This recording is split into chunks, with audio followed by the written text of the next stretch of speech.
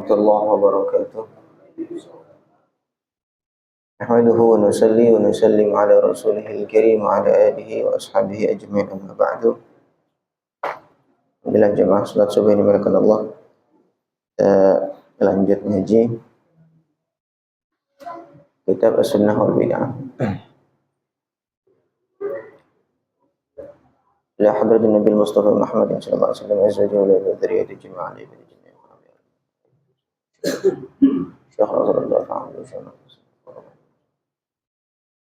يا شيخ عبد الله محمد الحدث الفاتحة. أعوذ بالله من الشيطان الرجيم. بسم الله الرحمن الرحيم. الحمد لله رب العالمين الرحمن الرحيم مالك يوم الدين إياك نعبد وإياك نستعين اهدنا الصراط المستقيم صراط الذين أنعمت عليهم غير المغضوب عليهم ولا الضالين. بسم الله الرحمن الرحيم. الحديث التاسع والستون. Hadis yang ke-69. Masih pada bab sikap Nabi Shallallahu Alaihi Wasallam kepada perbuatan sahabat yang beliau tegur. Fi Sunan Ibnu Majah, dalam Sunan Ibnu Majah wa ghairihi, an Ummil Mungdzir binti Qais al-Ansariyah qalat, Ummul Mungdzir bercerita, dakhala alayya Rasulullah sallallahu alaihi wasallam, Rasulullah berkunjung ke rumahku, wa ma'ahu Aliun, dan beliau ada bersama beliau Sayyidina Ali radhiyallahu anhu. Wa Aliun naqihun, dan Sayyidina Ali itu baru sembuh dari sakitnya. Jadi masih agak lemah, habis selesai sakit tapi belum sempurna. Walana dawalin, dan kami memiliki beberapa tandan, beberapa tangkai kurma, mu'allaqatun yang digantung. Ada beberapa tangkai kurma yang masih ada butir-butir kurmanya itu yang digantung di tembok atau di tiang. Faqama Rasulullah sallallahu alaihi wasallam, maka Rasul berdiri, yaqulu minha, makan dari kurma-kurma yang tergantung itu di dahan-dahannya itu. Wa qama Aliun ya'kulu minha, dan Sayyidina Ali pun juga ikut berdiri mau ngambil makan dari kurma-kurma tersebut. Fatafiqa Rasulullah sallallahu alaihi wasallam yaqul, maka Rasul bersabda li Aliin, kepada Sayyidina Ali, innaka naqihun, kamu itu baru sembuh. Hatta kaffa Aliun, sehingga akhirnya Sayyidina Ali pun berhenti atau tidak jadi untuk makan atau ngambil kurma itu. Qalat Ummul Mungdzir bercerita, wa sana'tu sya'iran, dan aku pun membuat syair. Syair itu gandum, bubur. Wa silqan, dan silqan itu semacam sawi begitu, sayur lah. Intinya dibuat bubur. Faji'tu bihi, maka aku bawa bubur gandum tadi dengan sawi itu. Faqala Nabi sallallahu alaihi wasallam li Aliin, kemudian Sayyidina Ali, Nabi berkata kepada Sayyidina Ali, min hadza asib fa innahu anfa'u laka, kamu makan ini yang dibawa oleh Ummul Mungdzir tadi, karena itu lebih manfaat untuk kamu. Wa fi lafdhin, di riwayat yang lain ada redaksi yang sedikit berbeda, min hadza asib fa innahu awfaqu laka, makanlah dari ini, dari bubur gandum ini, maka itu lebih cocok untuk kondisi kamu yang baru sakit ini. Wallahu a'lam. Jadi ini ada beberapa poin ya. Yang pertama, baginda Nabi Sallallahu Alaihi Wasallam itu juga memperhatikan sisi medis. Jadi ketika baru sembuh, Allah alami sakitnya sakit apa nggak dijelaskan. Kemudian dirasa kurang cocok untuk makan kurma, maka sama Nabi ditegur Sayyidina Ali. Sayyidina Ali mau makan kurma, mau ikut makan kurma, ditegur, kamu enggak usah karena kamu baru sembuh, tidak cocok untuk makan ini. Maksudnya baginda Nabi itu peduli juga terhadap fisik, terhadap jasmani. Setelah itu baginda Nabi SAW mengarahkan untuk makan bubur yang dibawa oleh Ummul Mungdzir tadi. Ini walaupun bukan berkaitan dengan syariat, ya. Tetapi Nabi sallallahu alaihi wasallam memberikan arahan yang lebih baik kepada sahabat, yaitu Sayyidina Ali radhiyallahu taala anhu. Al-hadits as-sab'un, hadis yang ke-70. An Nabi Hurairah radhiyallahu anhu. Jadi di hadis yang sebelumnya tadi juga nih tentang Ummul Mundhir tadi, boleh ya apa namanya, bolehnya mengikuti arahan-arahan dokter ataupun ahli kesehatan dalam hal tadi itu menghindari makanan-makanan yang bisa membahayakan kepada tubuh. An Nabi Hurairah radhiyallahu anhu qala marra rajulun min ashabi Rasulillah sallallahu alaihi wasallam, seorang lelaki dari sahabat Nabi melewati bi sya'bin, satu lembah, fihi uyainatun, di dalamnya ada mata air, min ma'in azbatin, dari air yang tawar, air yang segar. Fa'ajabathu, maka tempat itu, lembah yang ada mata airnya itu membuat dia terkagum-kagum. Faqal, maka dia mengatakan, law i'tazaltun nasa, alangkah enaknya kalau aku uzlah, aku menghindar. Uzlah itu menghindar dari manusia. Fa aqamtu fi hadha syi'bi, maka aku tinggal di lembah ini. Ribet ngurusin orang-orang banyak, aku mendingan menghindar dari orang banyak, kemudian aku tinggal di lembah yang sepi ini. Ada mata air yang segar, kemudian tidak terganggu oleh banyaknya orang. Walan af'ala hatta asta'dina Rasulullah sallallahu alaihi wasallam, tetapi saya tidak akan mengerjakan apa kerentak hatiku ini kecuali aku izin dulu kepada Rasul. Pada dzalika li Rasulillah sallallahu alaihi wasallam, maka dia menceritakan keinginan dia itu kepada Rasulullah. Qal, Nabi bersabda, la taf'al, jangan kamu kerjakan. Kamu tidak usah uzlah. Fa inna muqama ahadikum fi sabilillah, sesungguhnya berdiri kamu sesaat di jalan Allah, afdalu min salatihi fi baitihi 70 aman, itu lebih utama daripada salatnya seseorang di rumahnya selama 70 tahun. Ala tuhibbuna, tidakkah engkau suka ayyaghfirallahu lakum, supaya Allah mengampuni kamu, wa yadkhilakumul jannah, dan memasukkan kamu ke surga. Ughzu fi sabilillah, berjuanglah di jalan Allah. Man qatala fi sabilillah fuwaqa naqatin, barang siapa yang berjuang fi sabilillah fuwaqa naqah, seukuran seseorang memerah susu unta, maksudnya sedikit, kata kiasan untuk sedikit sekali, sebentar sekali, wajabat lahul jannatu, maka wajib baginya masuk surga. Rawahu Tirmidzi wa qala haditsun hasan.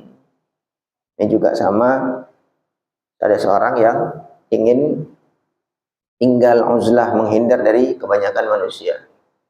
Kemudian dia izin kepada Rasul, ya Rasul, ada satu lembah yang indah, yang nyaman ditempati, saya pengen tinggal di situ, boleh apa enggak? Karena sumpek bertetangga dengan manusia-manusia yang banyak mengganggu. Dia mungkin merasa terganggu dengan hiruk pikuknya manusia. Maka Nabi SAW mengarahkan jangan. Kalau ketika Nabi SAW memandang sesuatu itu tidak tepat, maka Nabi SAW mengarahkan yang kepada yang lebih baik.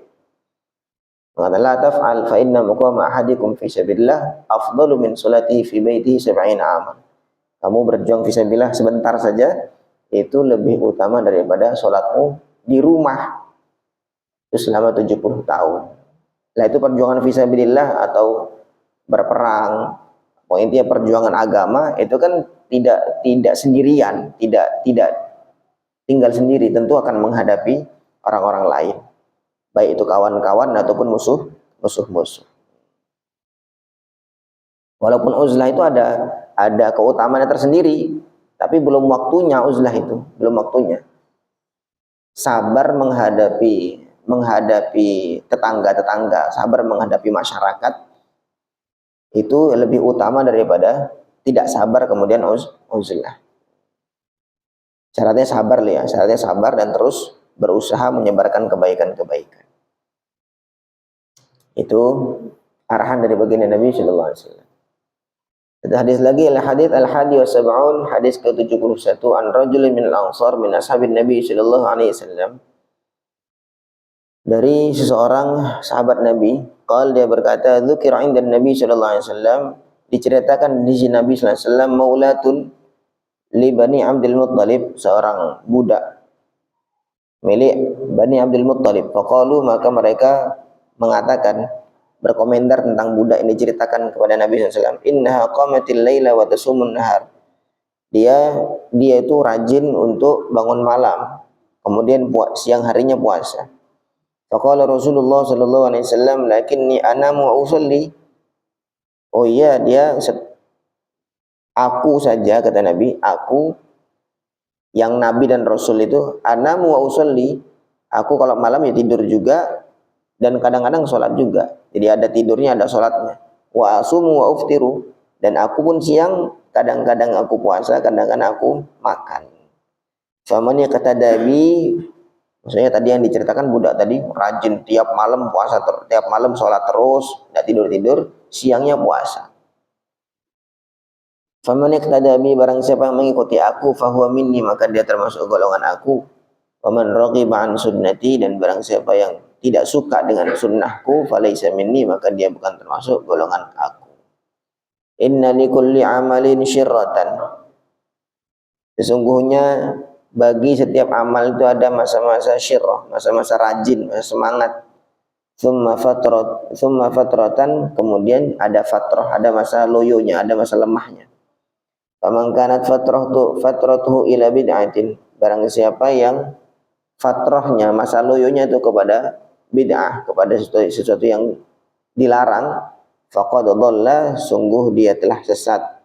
Wa man kanat fatratuhu ila sunnati, dan barang siapa yang fatrahnya, masa loyonya itu kepada sunnahku, faqad ihtada, maka sungguh dia telah mendapatkan petunjuk. Rawahu Ahmad bi rijali sahih. Ada orang yang jos, semangat amalnya, malam dia bangun untuk sholat malam terus, siangnya dia puasa, begitu terus. Maka Nabi SAW memberikan arahan, aku saja yang Nabi dan Rasul, itu malam juga kadang-kadang aku tidur, ya sholat juga. Kemudian siangnya ya kadang-kadang aku puasa, kadang-kadang tidak puasa juga. Ya memang begitu itulah, memang begitu itu. Yang paling ideal itu malah justru seperti itu, sehingga tidak sampai mengabaikan hak-hak orang lain. Hak kepada istrinya dia tunaikan, hak kepada tangga yang ditunaikan, kepada keluarganya dan seterusnya, semua tertunaikan. Kemudian haknya dia kepada Allah, kewajiban dia kepada Allah juga tertunaikan. Sehingga semuanya malah justru tercover, bisa terlaksana. Karena kadang-kadang orang yang siangnya puasa terus, lama-lama kan lemas. Kemudian malamnya dia bangun terus, begadang terus, kan lemes. Akhirnya banyak terbengkalai hak-hak orang lain atau kewajiban-kewajiban lain yang terbengkalai. Maka Nabi SAW memerintahkan atau memberikan arahan untuk ini loh, contohnya aku nih loh. Ya, malam ya kadang-kadang tidur, ya kadang-kadang bangun. Siang ya kadang-kadang puasa, kadang-kadang tidak puasa. Kemudian Nabi pada akhirnya menyatakan, memang setiap amal itu ada masa-masa rajinnya, masa-masa semangatnya. Siapa yang masa semangatnya itu siapa yang kalau yang rajin ya oke lah rajin. Kemudian barang siapa yang masa-masa fatrah, masa-masa loyonya itu tetap berpegang kepada sunnah, maksudnya berpegang kepada kebiasaan baginda Nabi sallallahu alaihi wasallam, maka dia berarti mendapat petunjuk. Wallahu alam. Jadi ini beberapa kisah yang disikapi oleh baginda Nabi sallallahu alaihi wasallam, yaitu beliau memberikan arahan yang lebih baik kepada sahabat-sahabat ini tadi. Ini sudah sampai ke 71 hadis yang menjelaskan tentang bagaimana Nabi SAW itu bersikap. Waktu di bab pertama, Nabi bersikap ketika sesuatu itu bagus, baik, masuk dalam koridor syariat, walaupun tidak secara langsung dicontohkan oleh baginda Nabi SAW, ataupun tidak diperintahkan oleh Nabi SAW, maka Nabi mengapresiasi, Nabi SAW menerima amalan tersebut, bahkan Nabi mengapresiasi. Kadang-kadang dikasih kabar gembira mendapatkan pahala banyak atau mendapatkan ampunan dan seterusnya, atau menjawab kecintaan dari Allah SWT. Di satu sisi di bab ini beberapa kasus para sahabat disikapi oleh Nabi, amalnya itu atau perbuatannya itu atau sikapnya itu apa namanya, tidak tepat, baik itu secara apa namanya syariat ataupun secara tidak syariat. Maksudnya mungkin kayak tadi Sayyidina Ali, kan bukan masuk syariat, urusan amaliyah, tetapi Nabi SAW memberikan arahan yang lebih baik. Maka maksudnya itu nanti menjadi ukurannya para ulama untuk mengukur satu amal ini tergolong bid'ah atau tidak itu bagaimana. Jadi bukan semata-mata karena tidak dibuat oleh Nabi langsung dikatakan sebagai bid'ah yang sesat atau yang dhalalah. Wallahu a'lam. Bisa dipahami ini ya? Ada pertanyaan mungkin? Tidak ada? Mudah-mudahan bisa dipahami, bisa mendapatkan menjadi tambahan ilmu untuk kita semuanya. Subhanallah bihamdihi, subhanakallahumma bihamdika, asyhadu an la ilaha illa anta, astaghfiruka wa atubu ilaik. Assalamualaikum warahmatullahi wabarakatuh.